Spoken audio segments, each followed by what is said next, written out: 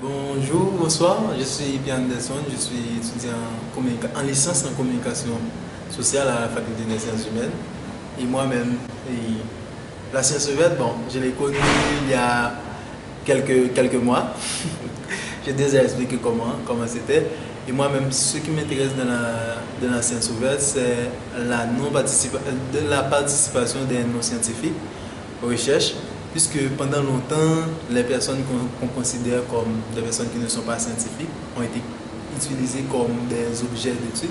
Et je pense qu'il est maintenant temps que ces personnes-là participent aussi dans les études qu'on effectue.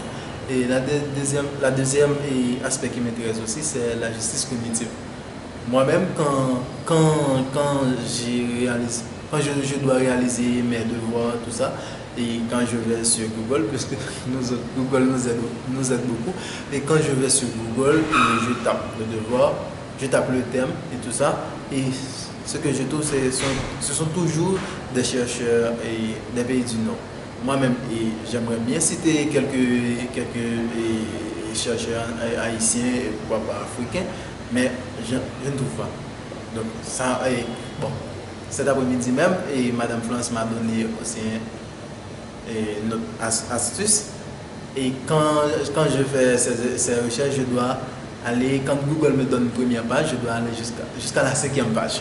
Donc, pour essayer de varier tout ça, les études. Donc, moi-même, ces deux aspects de la science ouverte m'intéressent vraiment. Et je pense que la science ouverte pourra aider beaucoup d'étudiants. Et moi-même, j'ai vraiment entendu des commentaires et des appréciations vraiment intéressantes. Donc, vive la science ouverte pour Haïti. Oui, justement. Quand on considère que, par exemple, comme je disais, la participation des non-scientifiques. Et dans l'arrière-pays, il y a vraiment des paysans qui pratiquent la science ouverte sans vraiment avoir l'idée.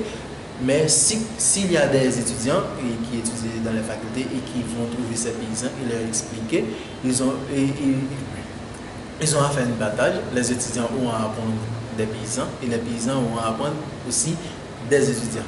Et puisque les étudiants vont apporter un peu de théorie, et les paysans vont apporter la pratique nécessaire. Vraiment ça, et ce mariage-là, ça va apporter, ça va développer aussi. Ça va essayer, comme quoi dire, réduire l'écart qu'il y a entre les chercheurs et le reste de la population.